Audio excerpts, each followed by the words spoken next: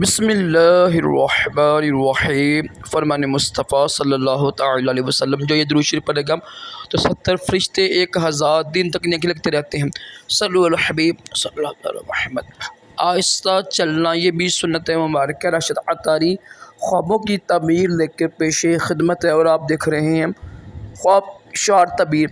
ایک انشاءاللہ تعبیر سنیں گے آج۔ پھر سار پرندہ دیکھنا کیسا ہے۔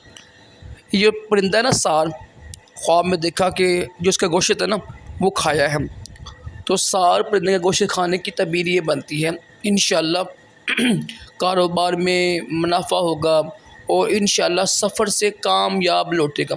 ظاہر حلال پرندہ ہے تو اس کی تعبیر یہ بنے گی انشاءاللہ کہ اس کے کاروبار میں نفع ہوگا اور کامیاب انشاءاللہ واپس آئے گا سفر سے۔ ٹھیک ہے، اس کے گوشت کھانے کی تعبیر یہ ہے۔